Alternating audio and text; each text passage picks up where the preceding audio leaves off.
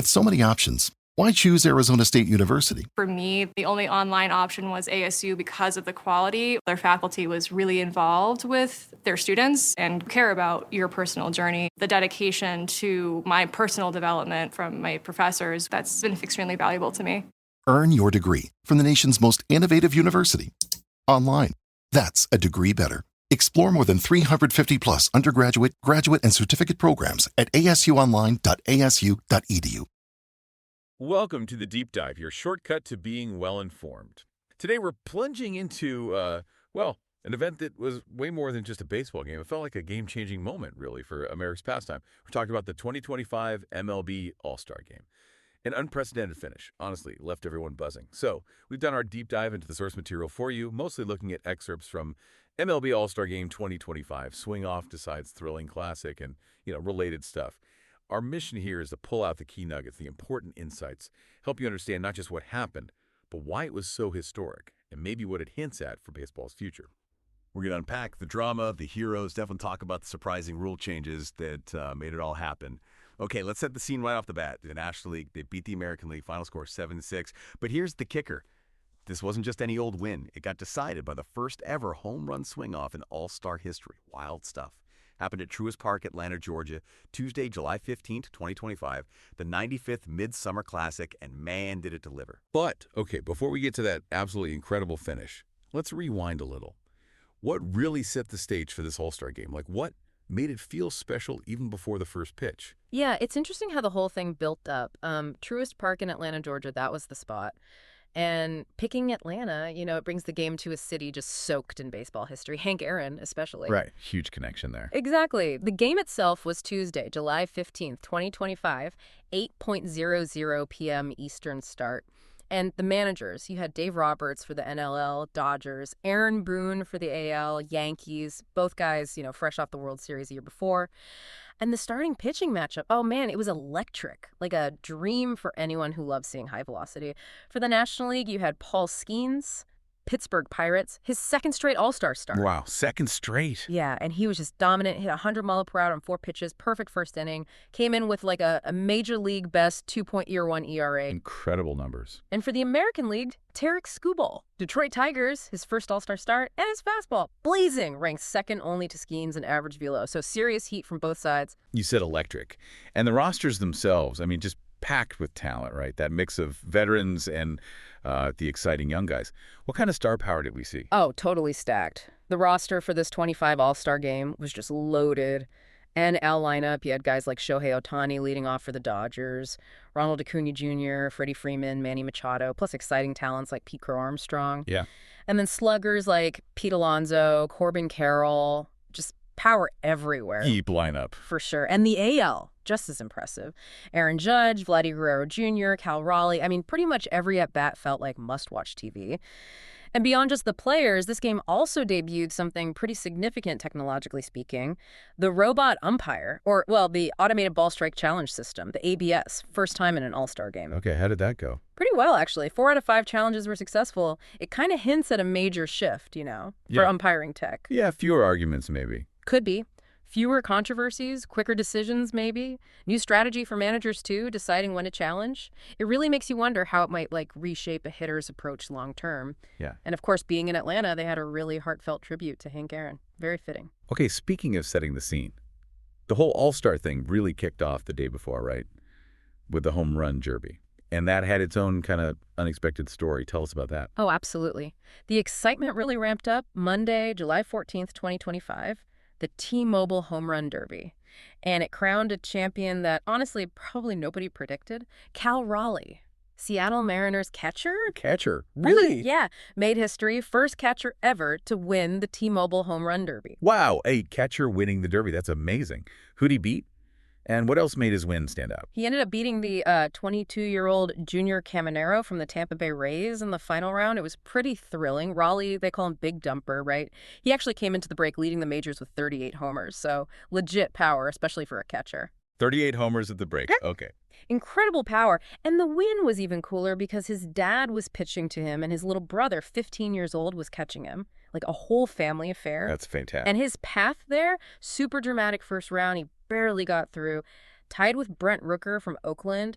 won the tiebreaker by hitting one just inches farther, like 470.62 feet versus 470.54.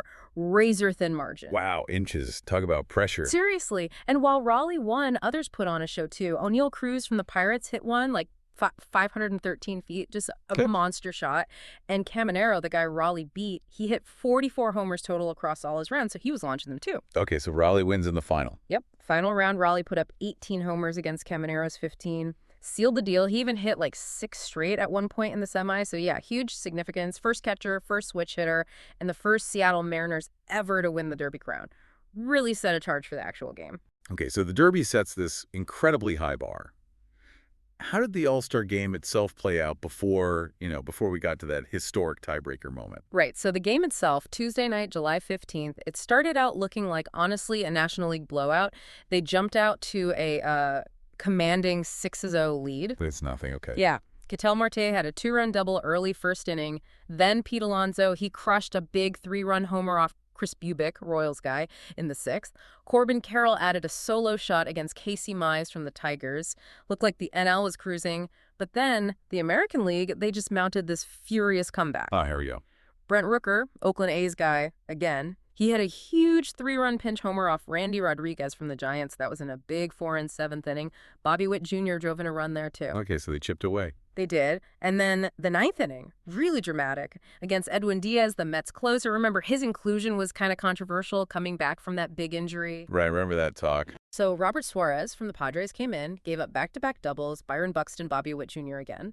Then Stephen Kwan hits an infield single, and bam, tie game, 6-6. Just like that. And that is when history happened. Because this wasn't going to extra innings like usual, was it? Explain this new rule. How did that work? Exactly right. First time ever in an All-Star game. Tied after 9. So this new rule kicks in. MLB changed it back in 2022, I think. Stipulated that if the game's tied after 9, no extra innings. Instead, home run swing off. A swing off, okay. Yep. The mechanics are pretty simple. Each team picked 3 hitters. Each hitter gets 3 swings.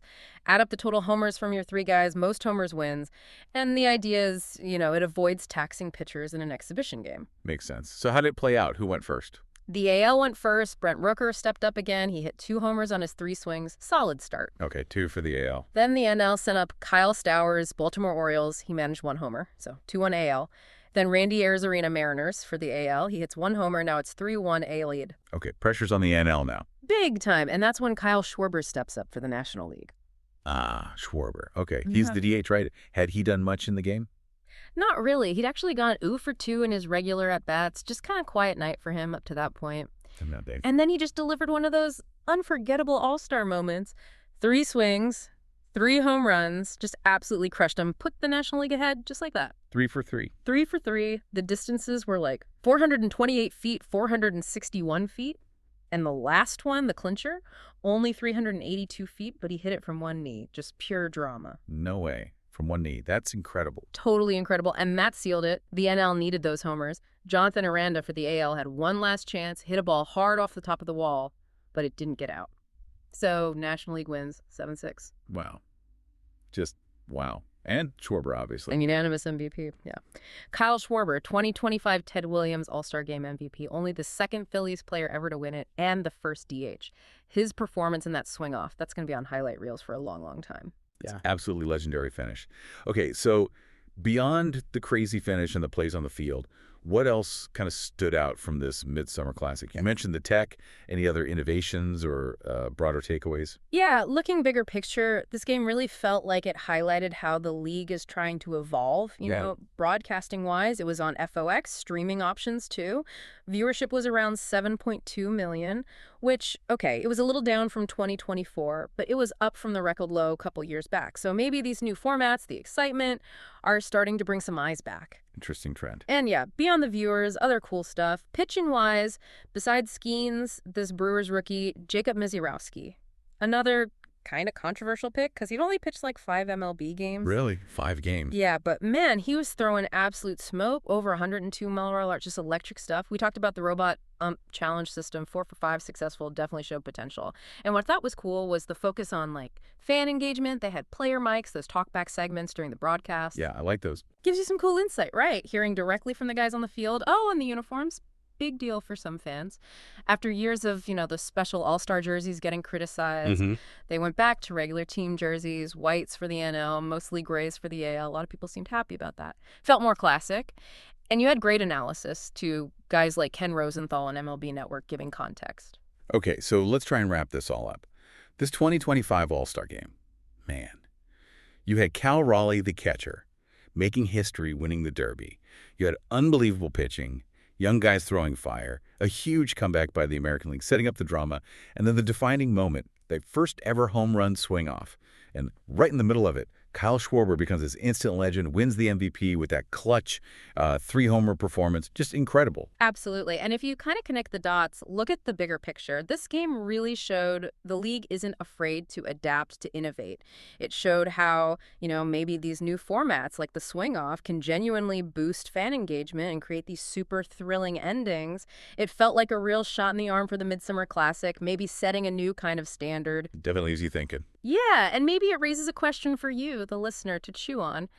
Seeing how successful this swing-off was, this really exciting finish, how might we see other sports maybe adopt similar innovative tiebreakers or different gameplay rules? Could things like this start changing the face of, traditional competition as we know it? Something to think about.